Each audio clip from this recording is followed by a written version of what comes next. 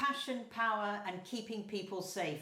Safeguarding in the context of international youth-led development. Thank you for the opportunity to join you all to share some thoughts about safeguarding and the real magic that can happen when young leaders bring it to life. Hello, my name is Nicola Brentnall. I am the founder and chief executive of the Queen's Commonwealth Trust. Our vision is a world where young people are equal partners in driving change, and we focus on the young because roughly a third of the world's population can be found in the Commonwealth, and 60% of this population are under 30.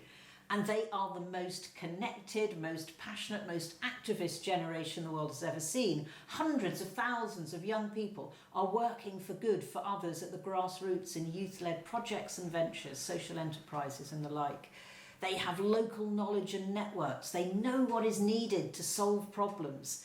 They're working from the inside, they're connected and best able to deliver. And the key to all of this is their passion for justice, for fairness, for inclusion, for equality of opportunity for everyone within a sustainable world.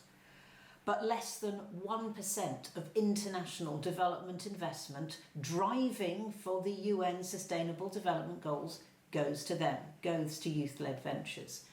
And young people like the ones I'm describing to you in this talk today are a huge global resource, key potential players in getting things done, in landing those goals by 2030. If we get behind them, we just might have a chance at a sustainable future. This, everyone, is the passion economy. Young people working hard, doing everything they can, sharing what they have, sharing what they know to make things better for others. And they're doing this with safeguarding too. Let me explain. At the Queen's Commonwealth Trust, we believe that it is always unacceptable for anyone, young or older, to experience any kind of abuse or exploitation, and that safeguarding children, young people, people at risk, and protecting them from harm is everyone's responsibility. So we look to all those we work with to share this commitment and to align to these safeguarding principles in what they do.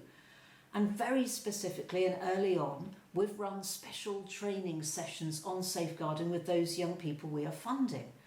And we have found that young leaders are often unfamiliar with the technicalities of safeguarding standards, but they're wholly and entirely familiar with the desire to do the right thing and to help others wisely and well. So they've really embraced the training and advice we've been sharing with them on how they can strengthen their practice. But they want to take this even further, and this is where youth-led development really does make the difference, and why I'm so excited about the potential for this in landing the SDGs. Here's an example for you. We have the privilege and joy to work with an organisation called WISE, that stands for Women in Sustainable Enterprise in Kenya. And WISE is all about development, respect, opportunities and new secure sustainable futures for women in Kisumu, Kenya. Respect and dignity are the key elements of their approach. But the team at WISE were unfamiliar with the concept of safeguarding as we know it. And they really welcome the safeguarding training. They saw this as a great learning opportunity, an opportunity for the whole organisation to reflect on the risks that they're handling and to add in new layers of security in and around their work. The WISE team reflected on a project about to get underway locally, enabling women to make an income by selling or renting solar lamps to night fishermen. The safeguarding training they had helped the team to think of the wider risk to these local women and girls and encouraged the location of the hub to a safer, more central place. They got the organisers to consider the security of the site itself and the possibility of bringing in night watchmen to add an even further additional layer of security and safety. And WISE went even wider than that. They're training all of their freelance trainers on safeguarding, encouraging this knowledge and encouraging the trainers to spread it even further and wider in the community which, as before with WISE, before they were working with Queen's Commonwealth Trust, these standards were just unfamiliar. And not only this, WISE will be sharing what they've learned with other civil society groups and government representatives. And the message they want to share is that safeguarding can both improve the operation of our own organisations, but that it should not stop at our corporate boundaries.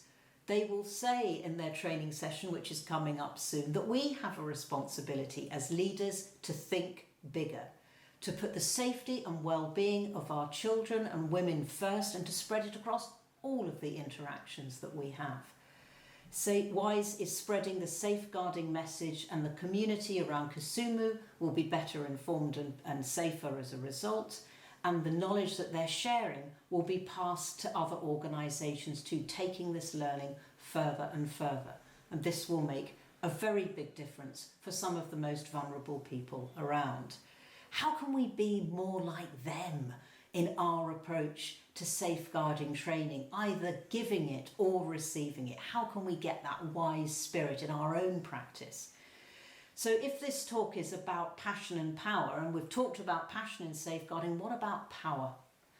Now, power in our sector is a big issue, and often it can be overlooked, and this in itself is a safeguarding concern.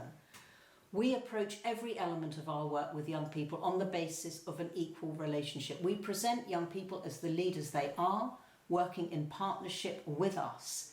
This is one way that we take power out. Now, charities need to raise money to keep their work going, and often we know that they will involve those they have supported in fundraising presentations with donors. And at these events, there is considerable power in the room. We've all done this. We've all been involved in fundraising presentations to donors in some way or another. And I just want us to reflect for a moment on what might be happening behind the scenes and unknown to us as we try to raise more money to enable more work to be done. Too often, young people or people in the communities that you're working with are asked to help raise money by presenting at these events, by revisiting the journey that they have taken with the charity's help and how it was the charity that helped them to succeed. I want you to think about that just for a moment.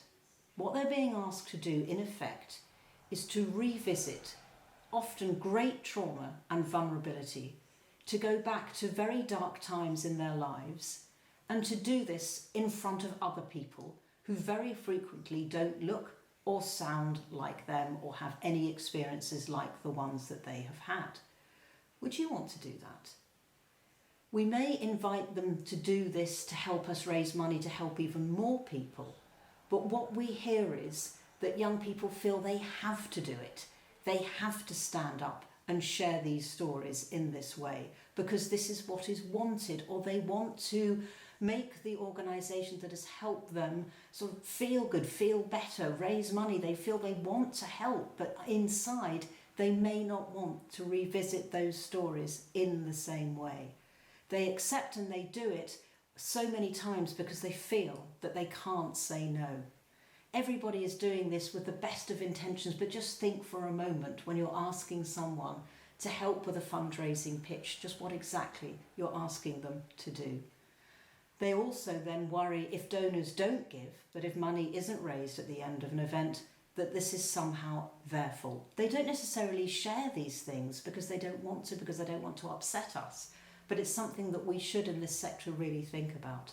This is a safeguarding issue. It's one that's often hidden, and this really does have to change. So if you're working in the sector and hearing this, please consider, even if you only have a moment, to stop and think how your organisation works with those that you support in relation to fundraising. The Queen's Commonwealth Trust will be looking at this further, using our platform to raise awareness about this later in the year, as well as going on to share more resources about safeguarding for anyone to see and to use.